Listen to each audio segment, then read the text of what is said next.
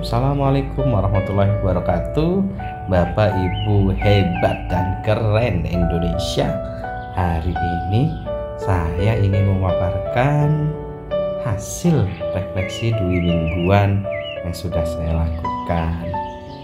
Baik, saya menggunakan blog. Mengapa? Karena kalau selalu video nanti bosan, jadinya lewat blog Bapak Ibu guru. Oke, saya perkenalkan dulu. Saya Abdullah dari SMP Negeri 1 Blega. Saya punya moto belajar dari fotosintesis, merubah yang kurang baik menjadi lebih bermakna.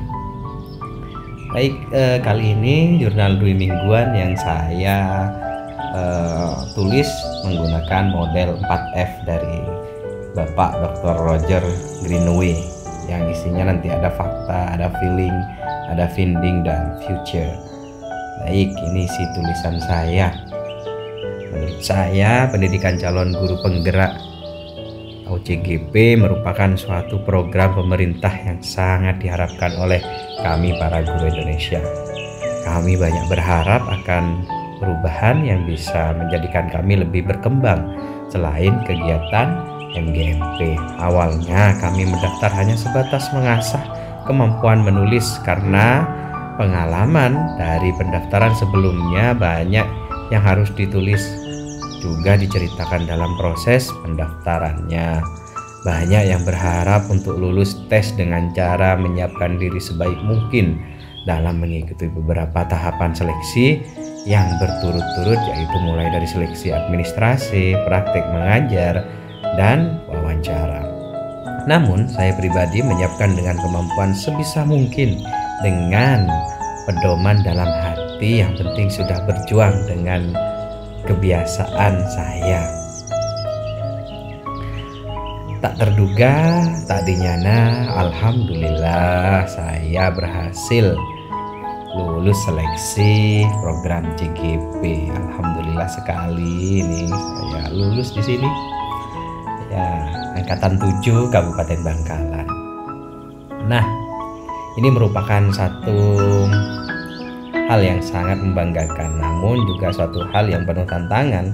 Pastinya akan penuh tantangan karena saya akan mengikuti program ini bersama dengan teman-teman guru hebat Indonesia lainnya dan akan mempelajari hal-hal baru.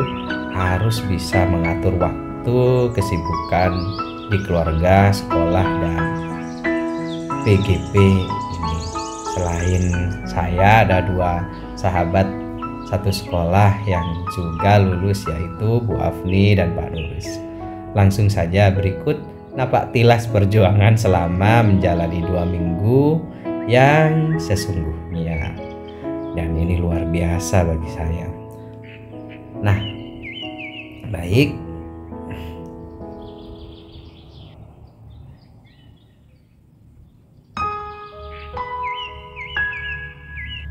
lanjut. Nah, ini yang pertama, fakta peristiwa ya. Spesial sekali di kabupaten kami, CGP Angkatan 7 diundang pada Lokakarya CGP Angkatan 4. Kami sangat antusias hingga sekolah kami SMP Negeri 1 Blega berangkat bersama-sama dengan sekolah yang lain, yaitu sekolah SMP Negeri 1 Galis. Sesama Kecamatan Ujung Timur Kabupaten Bangkalan, kami menjalani koalisi saling menyemangati agar terus mengupgrade diri dalam proses CGP. Alhamdulillah kami bisa melihat banyak karya-karya PGP Angkatan 4 Kabupaten Bangkalan yang luar biasa, menginspirasi. Berikut ini dokumentasi yang kami unggah di YouTube.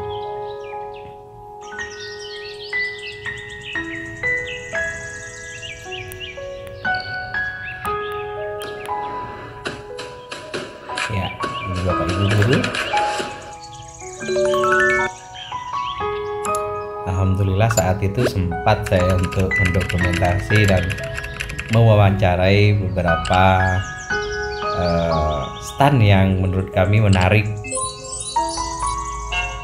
nanti bisa langsung dari kanal ya, kanal YouTube saya. Ini juga dengan guru SMP 1 Galis.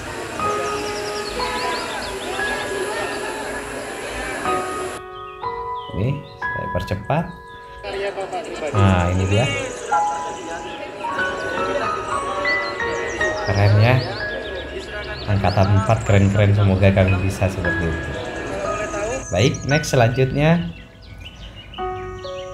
Berlanjut hari Kamis yang luar biasa dan dinanti 20 Oktober 2022 kegiatan pembukaan program pendidikan guru penggerak angkatan 7 dilaksanakan secara daring melalui tautan berikut. Dihadiri dan dibuka oleh Mendikbudristek Bapak Nadiem Makarim.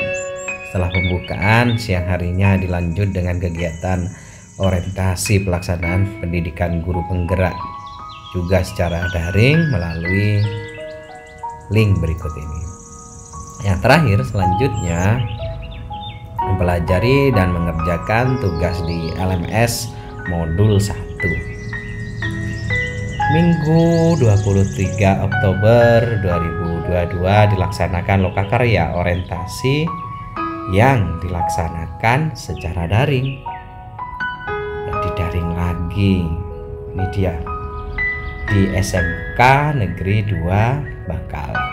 Acara mulai dari jam 8.00 WIB sampai dengan 16.00 WIB. Pada kegiatan ini juga hadir Bapak Kepala Sekolah kami, yaitu Bapak Dr. Andes Heri Soeharto MPD, dan juga Bapak Ibu Kepala Sekolah lain, Bapak Ibu dan pengawas sekolah, dan Bapak Ibu pengajar praktik. Banyak hal yang luar biasa. Kenapa? Beberapa kegiatan diantaranya diperkenalkan dari membuat kesepakatan, pemetaan harapan dan kekhawatiran, pengenalan beberapa aplikasi portofolio digital, refleksi diri, mendapatkan arahan pengajar praktik, serta diberi motivasi oleh kepala sekolah dan pengawas sekolah. Dan yang paling penting, diskusi saling mengenal juga menguatkan dengan guru-guru hebat se-Kabupaten Bangkalan. Hari Senin 24 Oktober 2022, perkenalan video kon perdana bersama Bapak Fasilitator, yaitu Bapak Nur Muhammad dari Sumeneb. Selain itu diharapkan oleh pengajar praktik dan rekan-rekan calon penggerak, kami saling berkenalan dan berdiskusi tentang filosofi pemikiran Ki Hajar Dewantoro. Ikut hadir juga pengajar praktik kami dari kelompok 255, yaitu Ibu Umriah. Bahagia sekali lagi-lagi bisa bertemu dan berdiskusi dengan orang-orang hebat. Berlanjut mengerjakan tugas mandiri modul 1.1 A.4 eksplorasi konsep. Hari Selasa 25 Oktober 2022 melaksanakan Vikon kedua bersama Bapak Fasilitator pengajar praktik dengan tema yang berbeda. Kami membahas dan berdiskusi tentang filosofi pemikiran Ki Hajar Dewantoro, berkolaborasi dan berdiskusi secara kelompok dengan tugas presentasi kelompok berikut. Nah, seperti ini kelompok pertama saya sebagai ICGP Angkatan 7. Ada Mbak Ulfa, ada Pak Sutarlan, ada Bu Sunatil, dan saya sendiri. Berikut PPT-nya saya masukkan di blog seperti ini. Nah, bagi yang tertarik nanti bisa belajar bersama untuk memasukkan blog ya. Baik, lanjut. Hari Rabu 26 Oktober 2022 mengikuti Vikon elaborasi pemahaman konsep bersama instruktur, fasilitator, pengajar praktik, dan calon guru penggerak lainnya. Selama mengikuti kegiatan pembelajaran di LMS secara sinkronus dan asinkronus, saya mengalami beberapa kesulitan. Beberapa kendala yang kerap terjadi adalah sinyal dan keadaan listrik yang mengalami pemadaman di daerah kami saat itu. Banyak guru-guru saat mengajar di daerah terpencil mengalami susah jaringan. Tak hayal ini menjadi titik perjuangan mereka untuk terus berkomitmen mengikuti CGP tanpa meninggalkan proses belajar mengajar di sekolah.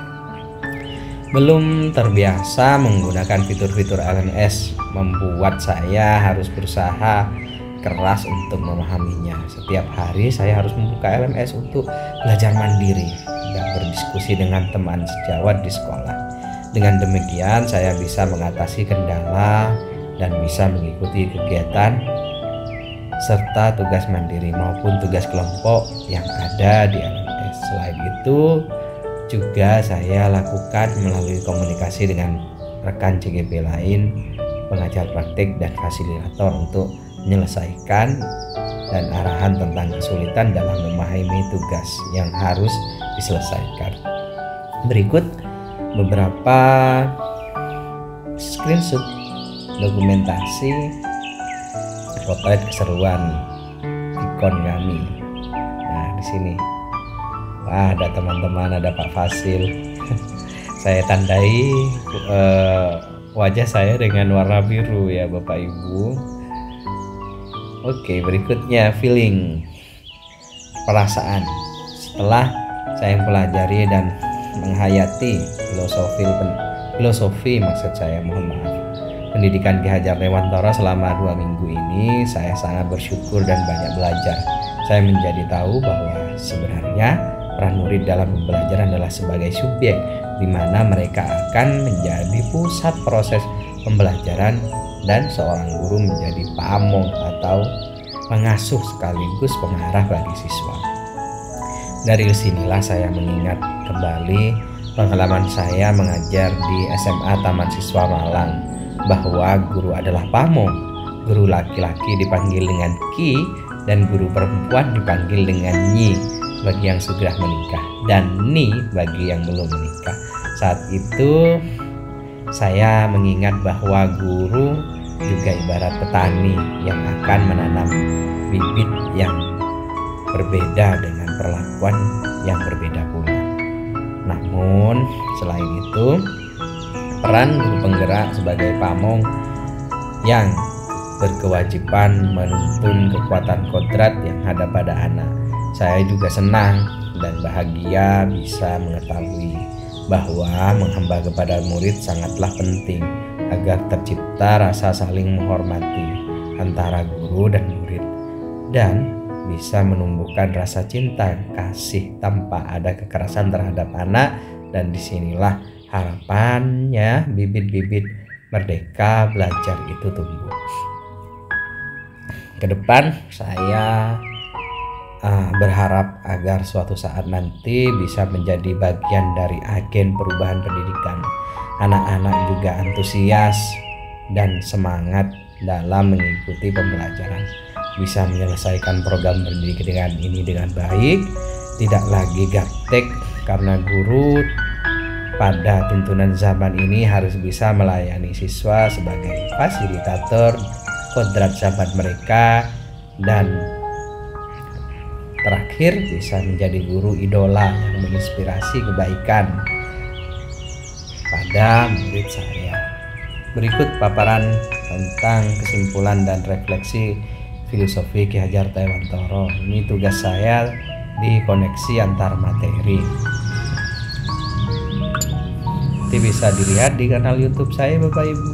Dalam proses belajar, saya masih belajar, jadi belum bisa bagus suara dan tampilannya. Kemudian sekarang ke finding, pembelajaran. Hal baru yang dapat saya temukan dalam proses ini adalah kita sebagai pendidik bisa sabar dalam menuntun murid saat belajar, berusaha menjadi guru yang menyenangkan agar anak-anak benar-benar merasa merdeka dalam berkreasi untuk mewujudkan kodrat lahir dan batinnya, menimbulkan rasa bahagia sekaligus dinantikan kehadirannya oleh siswa. Hal ini dilakukan dengan harapan bahwa nanti sangat berguna untuk menyesuaikan diri bersama kodrat alam dan kodrat zaman. Berproses menghamba pada murid, menuntun dan memberi penebalan atas kebaikan mereka adalah hal yang harus segera guru lakukan untuk mendapat proses pembelajaran yang baik. Sungguh pemikiran Ki Hajar Dewantara yang sangat luar biasa yang nanti kedepannya bisa saya terapkan untuk mendidik siswa kini dan nanti, dengan tentunya sesuai dengan kodrat yang dilandasi budi pekerti luhur. Saya yakin anak-anak akan bisa mencapai kebahagiaan dan keselamatan hidupnya. Pada salah satu tagihan tugas boleh memilih video, puisi, dan lagu. Saya saat itu memilih untuk membuat lagu tentang filosofi Ki Hajar Dewantara, yaitu terinspirasi dari Ing Ngarsa Sumtulodo Ing Madya Mangun Pekarsa Tuturi Handayani. Saya tuangkan dalam judul lagu Yuk Merdeka. Pada refnya terinspirasi dari Ki Hajar Dewantara, dibantu oleh teman saya sekaligus guru ekstrakurikuler musik di SMP Negeri 1 Blega, yaitu Pak Bahari. Berikut sekilas lagunya.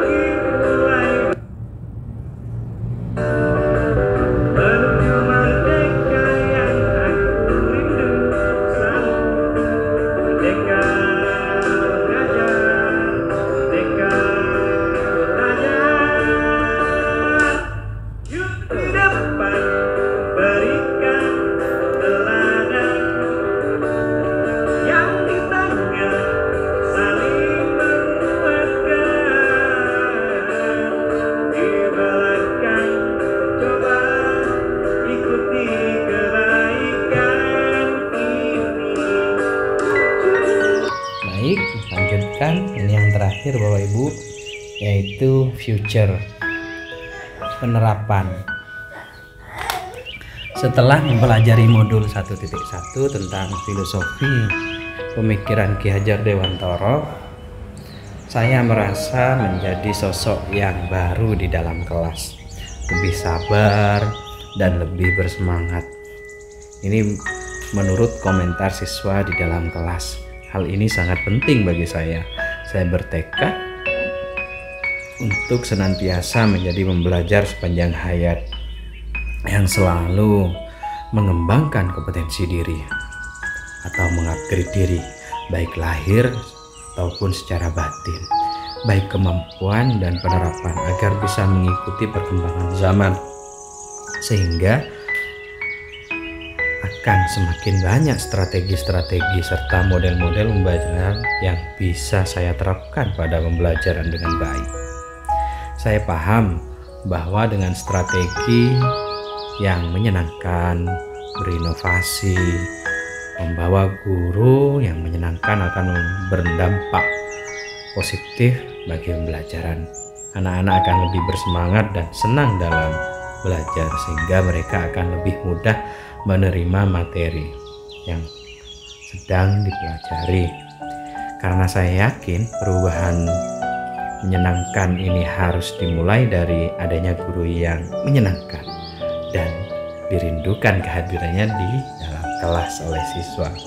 Seorang pendidik juga dituntut untuk selalu beradaptasi dengan kondisi lingkungan di sekolah, mengupgrade dan terampil mengikuti perubahan zaman agar proses pembelajaran bisa menghasilkan atau menjawab tantangan zaman. Merdeka, memerdekakan murid dalam pembelajaran sangat relevan diterapkan untuk menjawab kodrat alam atau kodrat zaman pada filosofi pembelajaran ala Ki Hajar Dewantara.